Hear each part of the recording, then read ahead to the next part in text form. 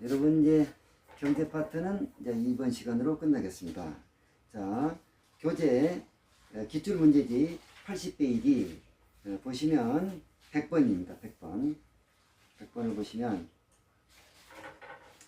부동산 경기에 관한 설명 중 옳은 것은 1번 일반적으로 부동산 경기는 여러 부동산 유형, 주거용, 상업용, 공업용 또 유형별로도 그렇고 또 지역에 따라 달라져. 부산 지역에 있는 거, 광주 지역에 있는 거. 그래서 여러 부동산 유형과 또 여러 지역에서 동시에 같은 국면으로 진행하는 경향이 있다. 아니 부산 지역에서 호황이면 주택경기가 광주에서도 호황이냐? 안 그러죠. 이거는 틀렸어요. 또 주거용이 호황이면 상업용도 호황이냐? 일반적으로 반대예요. 그래서 이거는 틀렸어. 같은 국면이다. 그 다음에 2번 2005년 정부의 831 부동산 대책과 같은 외부 충격으로 이게 이제 사채를 동결시키는 그 부동산 정책이었는데 너무나 사채의 이자가 높아서 그 사채를 이용하는 사람이 이자 부담이 크니까 이자를 이상 못 올린다 해서 사채 이자를 동결시킨 게 831 부동산 대책이에요. 그래서 2005년 정부의 831 부동산 대책과 같은 외부 충격으로 주택 경기가 하강한다면 그러면 이는 순환적 경기 변동에 해당된다. 아니요. 이거는 갑자기 일어난 일이기 때문에 불규칙적이고 무작위적이죠. 그래서 이거는 틀렸어. 그 다음에 3번 부동산 경기가 후퇴 국면에 있게 되면 가격도 떨어지고 있는 과정이죠. 그러면 매수인이 안 살려고 해요. 저점이 잡으려고. 그럼 중개업자는 어떻게 해야 돼요? 매수인한테 많이 떨어졌으니까 사라. 매도인한테 갈 필요 없어요. 팔려고 난리해도 지금 안 팔리고 있어서 있는 상황인데. 그래서 중개활동은 매수자보다 매도자를 중시하게 된다. 틀렸어요. 매수자를 중시해야 되죠. 틀렸어. 그래서 이제 맞는 거 고르는 거죠. 그 다음에 4번 방학 동안 대학가 원룸의 공실이 늘어나는 것은 무작위적 변동이다. 계절적 변동이죠. 틀렸어요. 그러면 5번만 남았네. 경제 주체들이 모두 부동산 가격의 상승에 대한 기대를 갖고 있다면 부동산 가격은 급등할 것이다. 자, 이 말이 뭔 말이냐? 경제 주체가 모두 두 사람이잖아요.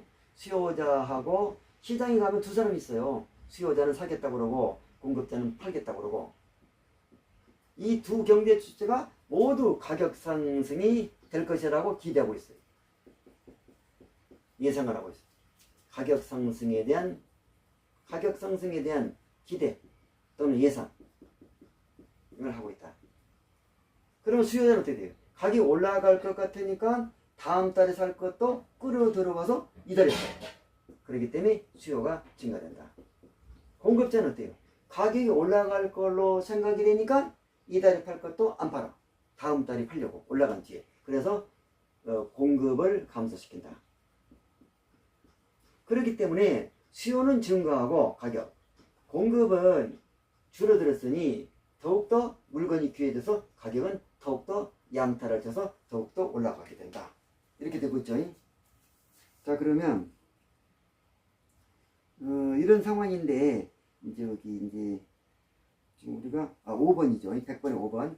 모든 경제 주체들이 부동산 가격의 상승에 대한 기대를 한다면 가격은 양쪽에서 가격을 올리는 작용이 일어나기 때문에 더욱더 급등하게 된다. 얘는 맞아요. 그 다음에 101번 마지막으로 아파트에 대한 수요와 공급의 탄력성에 관한 설명 중 틀린 거. 1번 공급이 증가할 때 가격 떨어지겠네요. 수요 가격 탄력성이 비탄력적일수록 가격은 더 내린다. 자, 뭐 말로도 해도 되고 그래프로 그려도 되고 그런데 또 수식으로 예를 들어도 되고. 자, 그러면 그래프로 한번 해보면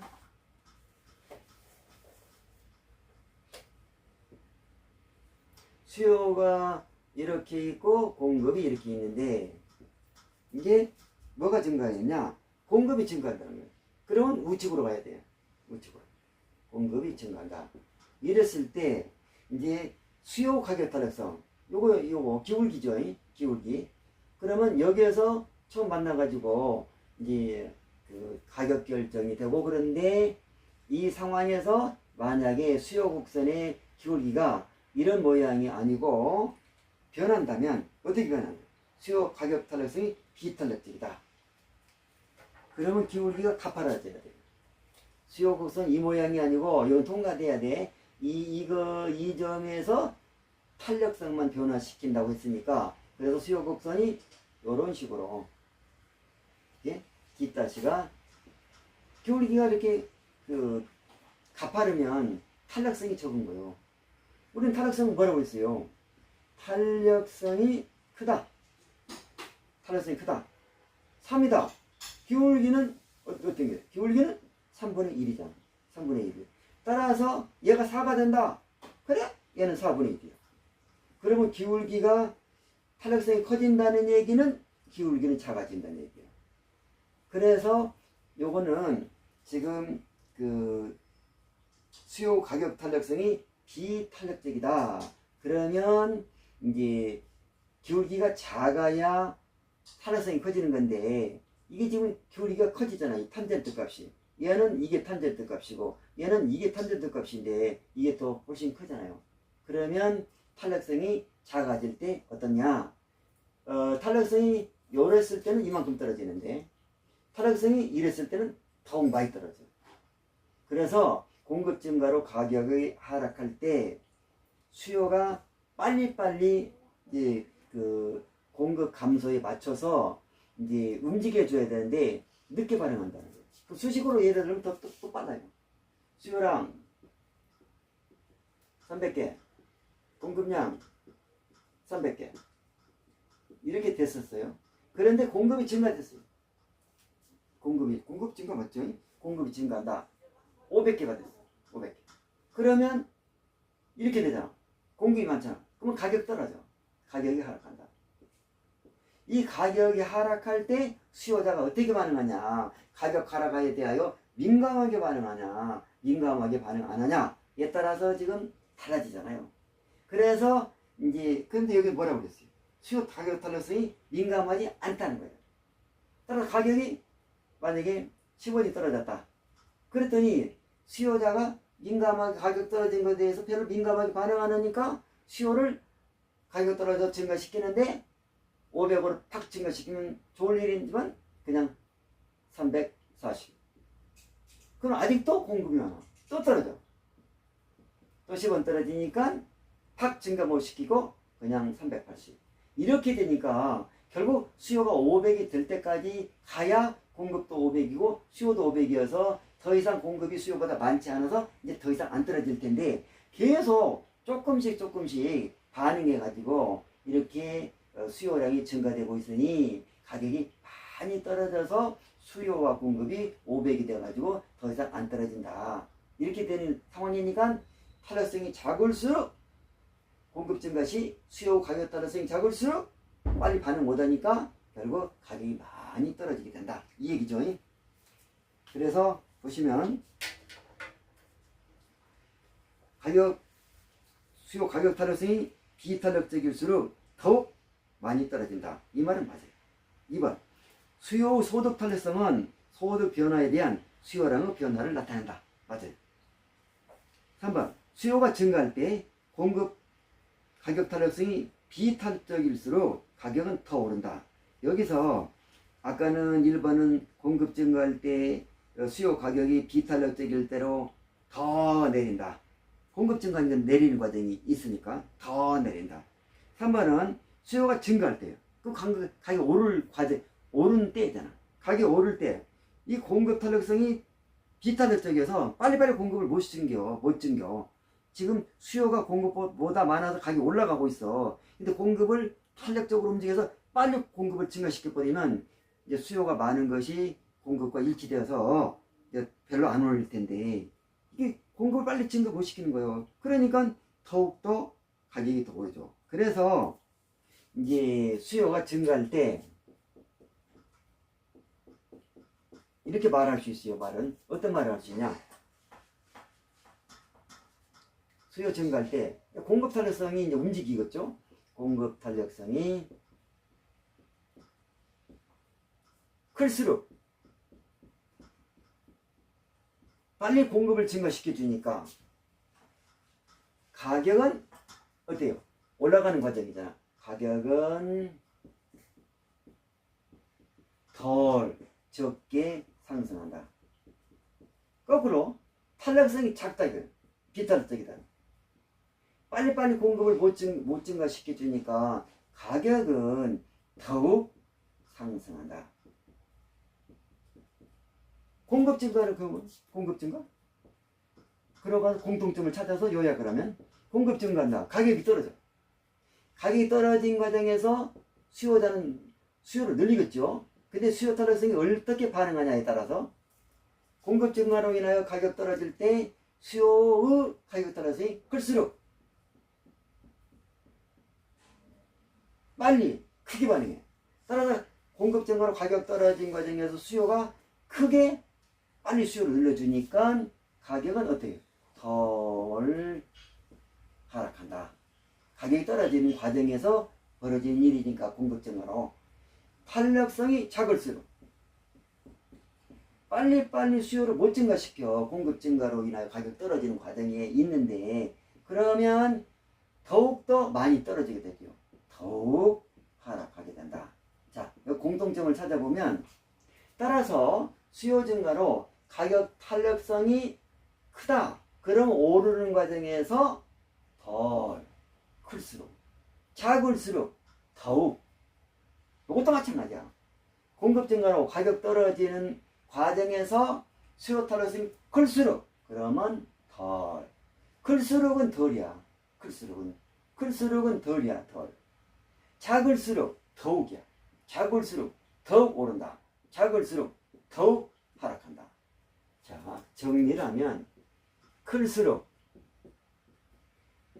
덜 상승하거나 덜 하락한다. 균형 가격이. 작을수록 빨리빨리 못 맞춰주니까 그 영향이 크게 작용하여 작을수록 더욱 상승하거나 더욱 하락한다. 이렇게 정리할 수 있어요. 자, 그러면 그래서 지금 이제 4번은 이제 3번은 수요가 증가할 때 가격 오르는 과정에서 빨리빨리 못 움직여주니까 가격은 더욱 오른다. 맞아요. 4번 공급이 가격에 대해서 완전 비탄력이다. 그러면 수직이네. 수요가 증가해도 가격은 변화되지 않는다.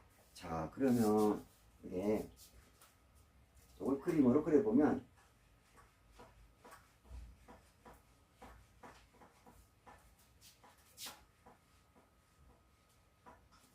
지금 공급이 완전 비탄력적이라고 했어요. 그건 수직이야. 공급이 완전 비탄력이다. 수직. 이랬을 때 수요가 증가한다. 수요가 증가하면 오른쪽으로 가야 돼요. 그래서 요쪽으로 가야 돼. 이게 오른쪽으로. 여기 D에서 D 다시. 그러면 가격은 오르죠. 거래량은 일체 못 늘어나죠. 공급은 요걸로 딱 양을 고정시켰기 때문에. 그래서 공급이 가격에 대해서 완전 비탄력일 때 수요가 증가해도 가격은 변화되지 않는다. 아니, 오르고 있지 어떻게 변화되지 않아요. 거래량이 변화되지 않지. 가격은 오르죠. 틀렸고. 5번 수요가 가격에 대해서 완전 탄력적일 때 공급이 증가해도 가격은 변하지 않는다. 자, 요건 또 어떤 그래프인가. 수요가 가격에 대해서 완전 탄력이다. 그러면 수요 곡선이 수평이네. 수평이고 그 다음에 공급이 증가한다. 공급 곡선이 만약에 증가한다. 그러면 이렇게 되죠. 오른쪽으로 가죠. 증가한다면 가격은 변하지 않는다. 그렇죠. 변하지 않는다. 이렇게 되고 그 다음에 이제 그 공급 곡선이 이제 이렇게 돼가지고 한다면 변하지 않는다. 이제 수요가 완전 탄력적일 때는 공급이 증가돼도 변하지 않는다. 가격은 변할 수가 없죠. 변할 수 없습니다. 해서 그런 건데 뭐 수요가 증가하는 경우도 예를 들었나요? 이게 지문 몇 번에 대한 3번에 대한 설명이네요. 자, 그래서 경제 파트는 이번 시간으로 해서 기출제 문제 한 문제도 안 빼놓고 전부 다 풀어드렸으니까 여러분은 문제를 많이 풀어야 시험장에서 시험을 잘 볼 수 있어요. 이해하는 것도 기본적인 이해를 정확히 이해하는 것도 중요하지만 문제를 많이 풀어서 숙달을 시켜놔야 시간 안에 잘 풀 수 있고 그러니까 문제를 많이 풀어보시기 바랍니다. 여러분 수고 많이 했습니다. 그리고 조금 이따 이제 투자론 다 배우고 난 뒤에는 투자론을 또 문제집을 다 풀어드리겠습니다. 여러분 수고하셨습니다.